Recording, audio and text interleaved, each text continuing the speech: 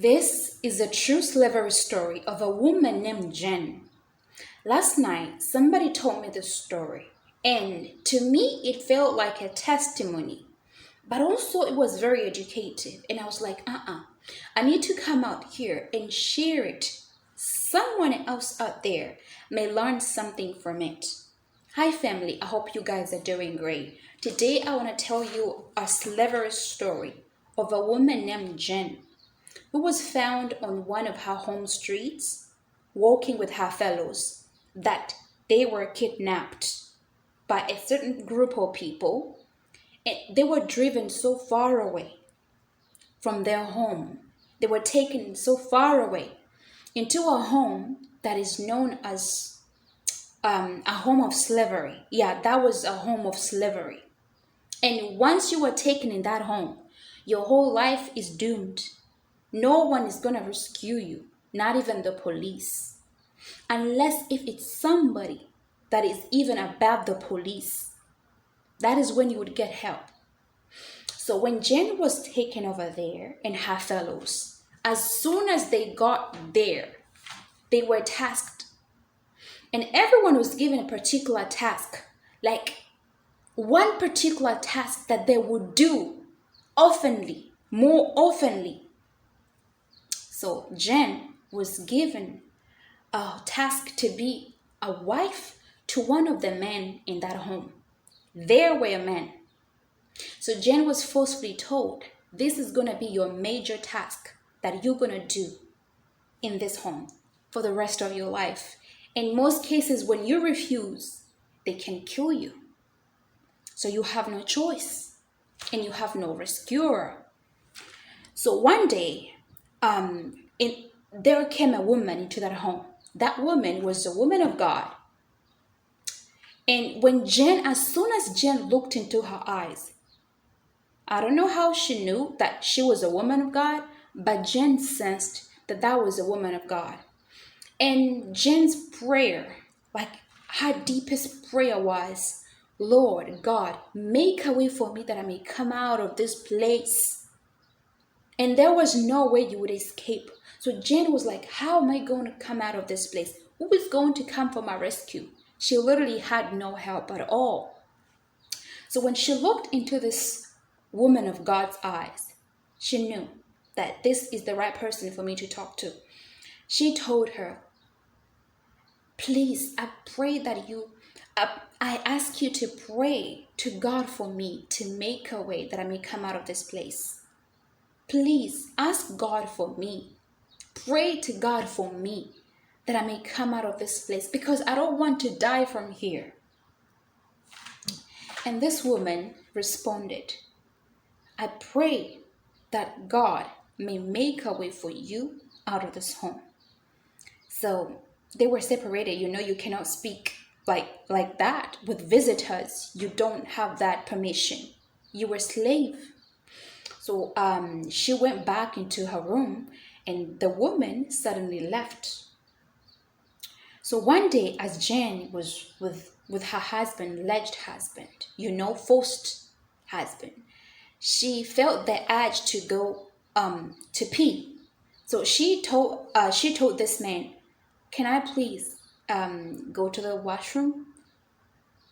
You could literally ask for permission about everything. So she went out, but when she got into the washroom, she didn't do anything there. Because when she looked at the pit of the washroom, the toilet, it was very huge. That deep inside, you could not see. It was very dark. It's like, what am I going to do with this toilet? So she was scared because the toilet's hole was very huge and very dark inside. Like you could even fall into it. So she felt her consciousness telling her, do not use it, but get out of the toilet and stand out of the toilet. So Jen came out of the toilet, and as soon as she came out of the toilet, she became invisible something. And that is the moment, that was the right moment that the man was coming looking up for her. Jen furiously calling her, you are late, I need you. You are my toy, I need you. So the man came out looking for Jen, but Jen was standing up out of the toilet. Like the man could not see Jen. The man kept on calling for Jen, looking around for Jen, but Jen was nowhere. Jen was standing right over there, listening to every word that this man spoke. And this man was so angry, angrily calling Jen. And after like minutes of looking for Jen all around that place, the man was like, you cannot escape from me. You are mine, and I will get you. I will get you. He was so furious. Jen, I will find you. But Jen was there. And Jen was like invisible, like she could not be seen. I don't know how that happened. But when this person was narrating to me, he said that the Spirit of God covered Jen. Remember the prayer of that woman of God who prayed for her, that I pray that God may make a way for you to come out of this place. Remember that prayer? I believe. So when he was narrating, I remembered that prayer. So I was like, okay, God has begun to work for her. So the man went back into the house. And right after he did, Jen was like driven away from that place. Like she began to see herself flying. But she didn't have wings like, like the bird or like the angels. But she was carried away gently in the air out of that place, out of that home. And she was taken far away out of that home, out of that environment. She was taken so far away. And when she got there, like she began to like live a new life. So in reality, Jen was given freedom. She began to live a new life. And after a period of like 3 to 4 years, Jen remembered that when they were kidnapped, she had a bag. And that bag was left in that slavery home. So Jen wanted to go back and sneak and pick her bag because she remembered where she had hid her bag, which contained money and other important things. So, but Jen, Jen was being carried away from that place about 3 years ago, she was just carried away with her phone in her hands. She was carried away with her phone in her hands. That's the only thing that Jen came out with from that place. So after those 3 years, a period of 3 or 4 years passed, Jen thought about the money she had in her bag. She had a backpack. So she was like, that was too much money. That was too much money. I needed to sneak in. I needed to find a way to go and bring that money and my important things that were in that bag. The reason why Jen really wanted to go back was because her life changed. She began to live a low life than the life she used to live than before she was kidnapped. So she saw this life as like she couldn't match with it. She was like, I can't move on with this life. I need to go back and pick my money. It was too much.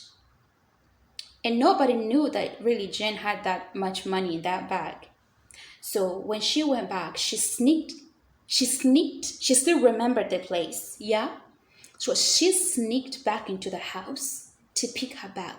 But yeah, she picked the bag and she wanted to use the behind route to come out of that compound. And when she got into the behind route, it was gazetted, it was gazetted with barbed wire fences. You know how those barbed wire fences look like? They have tiny, tiny holes, like small, small holes. So she was like, how am I going to get out of this place with this barbed wire fences all around? So she was trying to to enlarge those small holes with all her strength to really like come out of that place. She didn't want to use the main road because that was the period when the man of that house would usually come back. So she opted for the behind, for the behind outlet. But unfortunately, it was already gazetted, which was not gazetted before. When she was there, the place was not gazetted. As she was struggling, to pull those small, tiny holes for her to get space in it to move out, that's when the man came back. And unfortunately, the man, I don't know what he was looking for in the behind yards. So she came behind. And as she came behind, I mean the man, he came behind. And as he came behind, he saw Jen. What are you doing here? Didn't I tell you that I would get you? I told you you cannot escape from me, Jen. And Jen froze. Like she froze. The guy grabbed her hand and pulled Jen back into that house. But as Jen was being pulled back into that house, in her spirit, in her consciousness, she was like, this is my end. I may have escaped the first time, but this time around, I'm not going to survive. And I may die from here. This is my end. This was the mind of Jen. But then I began to ask, why did Jen go back into that horrible place? All because of money? Or because she wanted to live just like she lived before that incident happened? And it's like, that money is not worth her life. That money is not worth her life. And all that was in the bag was not worth her life. All right.